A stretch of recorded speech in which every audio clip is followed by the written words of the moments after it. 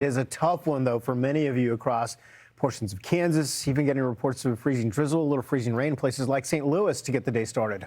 And this is just the beginning. Yeah. I mean, later today, we're going to be concerned about Chicago and points farther to the east. Look at Parkville, Missouri. The camera lens is iced over.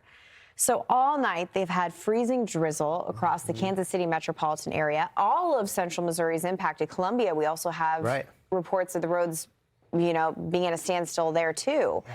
Speaking of standstill, this is what we mean. Yeah, look at this. Every camera's the same thing. This is 670, a slow crawl now starting to pick up. They've been sitting there for hours.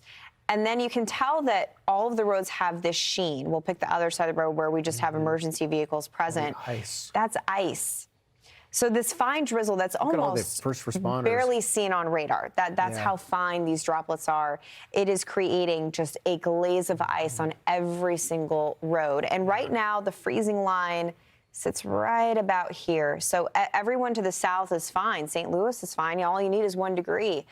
The problem really is, along the diagonal line and up to the north. Des Moines, 21, so good news for them. It looks like they're going to be mainly snow for the onset of this, but we'll have to watch this very closely. Yeah. And this is a road closure. This is I-35 here in Kansas City, closing both directions. Center of your screen there, you can see where there's a car or a truck. It looks like it's either jackknifed or turned over, or not turned over, but just covering it's horizontal across the entire lane of Interstate 35. Yeah, and look at the brake lights. This is a situation where you want to stay in your car if possible. We saw some people walking on the highway just moments ago. I don't know if they're still there anymore. You just don't know what's happening behind you. And with ice, as you know, it's the equalizer. You can easily just kind of go right down the road. We do have winter weather advisories that extend all the way down into portions of Oklahoma. And Britta, this is just the beginning of this conversation that we have been having with you about how widespread this ice event is going to be. To the north, sure, we have some snow, but I think the ice is going to be stealing the headlines. All that moisture being fed up from the south, going up and nosing over the cold air. You take a look at Kansas City. By the time we get to 12 o'clock, it goes back to above freezing, so you rain for the rest of the afternoon. A place like Chicago dealing with some snow. But look tonight, 9, 10, 11 o'clock, if you happen to get off work late, or if you need to be on the road late through early in the morning, you're likely to have snow and then a covering of ice on top of that. So a crunchy mess. Even so, by the morning commute, it may not be falling from the sky, but it's down on the ground. That's going to slow you down for sure. Up to the north, we do get all snow for northern Minnesota, the UP of Michigan, 5 to 8 inches of snow. Duluth is probably going to sit around 5 inches. Green Bay, maybe an inch or 2. So the take home from this first storm, because yes, there's another one coming this weekend. The first one, it's about the ice. Now, Des Moines will just see a limited impact when it comes to ice, but look at what happens into Indiana and Ohio, and especially as you get into Pennsylvania. The risk goes up big time. So imagine what we're dealing with in Kansas City right now with a glaze of ice. A ½ inch of ice in Pennsylvania is a much different scenario to prepare for. And it is going to be for a good chunk of central Pennsylvania as this moves to the northeast as we go through the early morning hours, early tomorrow morning commute throughout the afternoon.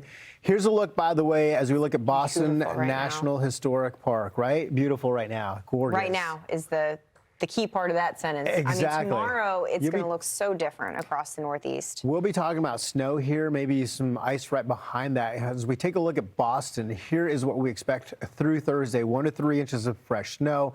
On the back side of that, as that warmer air continues to move in, maybe get a little bit of ice on top of that.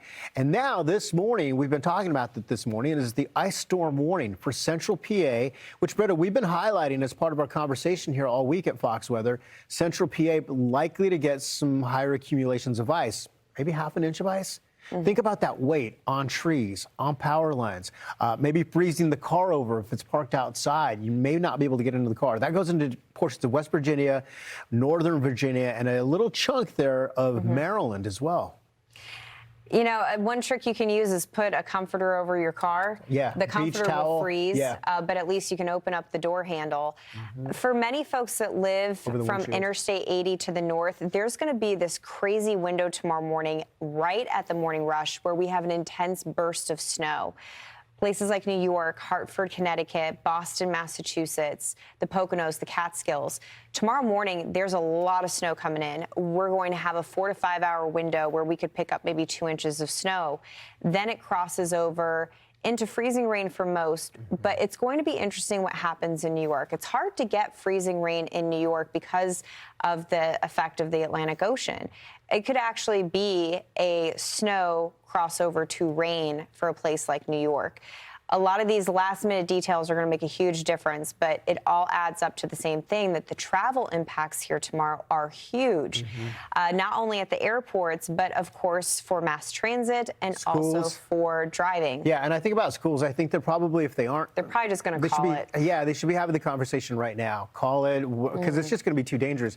Look at the timing. There's a good window here. We got 4 hours or so where the snow's coming down. This is the burst of snow that we're talking about. Yeah, early in the morning before the sun comes up, now 6 o'clock.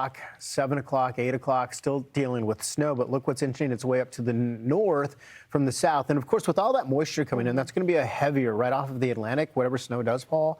And then there's the ice right there, Britta. Temperatures go above 32. They're up to 34, 35. This is through 12 o'clock. And then you got the chance to see this rain behind it there. I do think for New York, we're probably going to go snow to rain, which is much better than snow to ice. That's true. Boston, burst of snow for you guys tomorrow morning as well. The timing is after the peak of the morning rush.